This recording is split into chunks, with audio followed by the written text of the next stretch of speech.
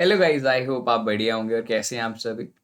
आज हम बात करने वाले हैं एक पर्टिकुलर टेक्नोलॉजी कंपनी की, बेसिकली जिसका नाम है सालासर टेक्नो इंजीनियरिंग लिमिटेड। ये बेसिकली डिफरेंट डिफरेंट प्लेटफॉर्म के अंदर में डीलिंग करती है। The one is telecommunication power renewable, okay, फिर smart city solution poles and heavy steel structure. ये सारे के सारे जितने भी अगर आप देखेंगे तो सारे energy and steel and energy and telecom sector में ज़्यादा इनका कहते हैं क्वेश्चनिंग है कि किस तरीके से काम करते हैं। मैं बेसिकली इनके लिए बारे में बता देता हूँ। ये इंफ्रास्ट्रक्चर पे काम करते हैं, जैसे कि आपको पता होगा एल जैसे ब्रिज बनाती है या कोई भी इंफ्रास्ट्रक्चर का काम करती है। और आपको पता है कि इस चीज़ के बारे में बहुत अच्छे से आप सभी के सभी जानते हैं कि इंफ्रास्ट्रक्चर के लिए हमारे गवर्नमेंट बहुत ज़्यादा पुश कर रही है इंफ्रास्ट्रक्चर के लिए। और ये बेसिकली जितने भी रॉ मटेरियल्स होते हैं वो प्रोवाइड करते हैं और ये बनाने में हेल्प करते हैं। रिन्यूएबल्स हो, पावर सेक्टर हो, टेक्नोलॉजी सेक्टर हो, स्मार्ट सिटी हो, पोल हो, और किसी भी चीज़ को लेकर के ये चीज़ करते हैं। ये बेसिकली इनका काम है और इनकी डीलिंग पीएसयूज के साथ रहती है, पब्लिक सेक्टर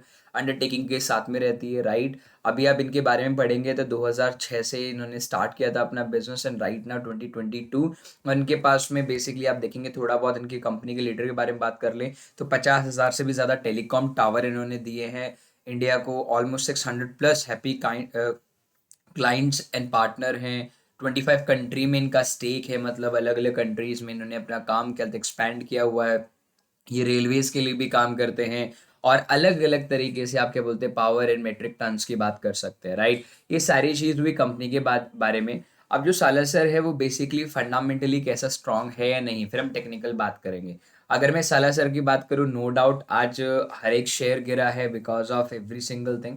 बट मैं आपको बोलूँ ये एक मैंडेटरी नहीं है, एक ये लाइक अ टेम्परेरी थिंग है, क्योंकि मार्केट देखो जब भी शेयर गिरता है तो एक डिस्काउंट पे आपको मिलता है, राइट। क्योंकि इसकी एक एक्चुअल वैल्यू क्या होनी चाहिए। अगर आप देखेंगे तो 1 ईयर का, अगर 1 ईयर के रिटर्न की बात करूँ निफ्टी के अगेंस्ट, दैट इज अ 13.8%। और आई होप इसके अगेंस्ट, इसके वर्सेस 13.8%, मतलब निफ्टी ने 10.5% का रिटर्न दिया है बट इसने 24.3% का रिटर्न दिया है। बहुत बड़ी वाली बात है, मतलब आपका कैपिटल ऑलमोस्ट 1/4 इंक्रीज हुआ है, ठीक है। अगर मैं इसकी बात करूँ, इसका पीबी रेशियो मतलब basically price to book ratio 2.6 से अबव द इंडस्ट्री, बहुत ही अच्छा मतलब एवरेज से थोड़ा अच्छा आपका कहते हैं आपको ये फंडामेंटल देगा, बिकॉज अभी इसकी जो वैल्यूएशन है एवरी सिंगल स्टॉक एक कहते हैं ओवर वैल्यूड है। बट राइट नाउ ये एक तरीके से एवरेज से सिर्फ 2-3 रुपए ऊपर नीचे आप बोल सकते हो और ज़्यादा नहीं।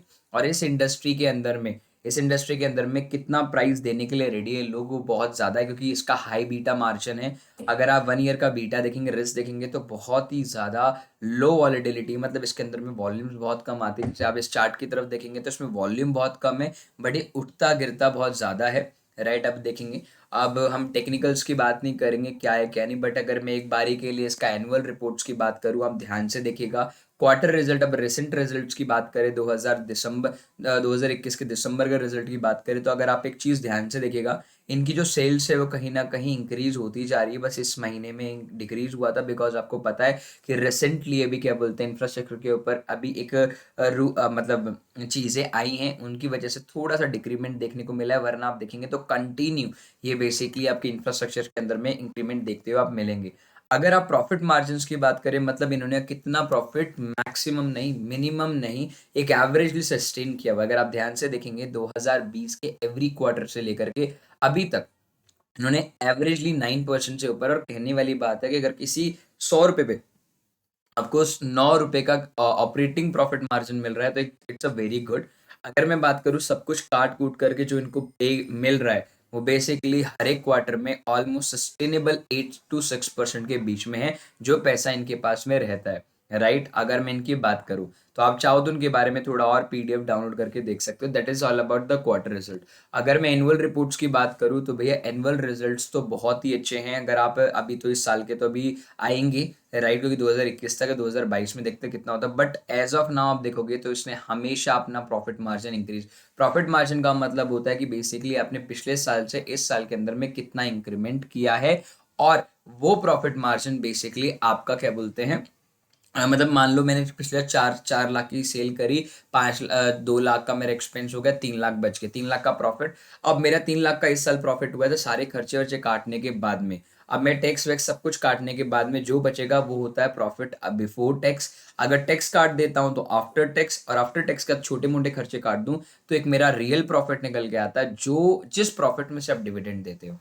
ठीक है, तो ये डिविडेंड अभी एज ऑफ नाउ, अगर मैं ईपीएस की बात करूँ, अर्निंग पर शेयर, तो एज ऑफ नाउ हर साल का बहुत अच्छा है। ये इन्होंने पिछले काफी 5-6 सालों के अंदर बहुत अच्छी ग्रोथ की। अगर आप इनके चार्ट्स की तरफ देखेंगे तो आपको देखने को मिलेगा कि इट्स एक्सपोनेंशियल ग्रोथ आपको देखने को मिलेगी फ्रॉम द 2020, राइट। अगर जब जैसे ये अब आया था, अगर मैं वीकली टाइम फ्रेम भी देखूं तो ये कभी 2018 में एक अच्छे बूम रन में था, बट उसके बाद में सारे शेयर गिरने लग गए। क्यों? इंफ्रास्ट्रक्चर के सारे शेयर गिरे, उसके बाद में एक बुल रन स्टार्ट।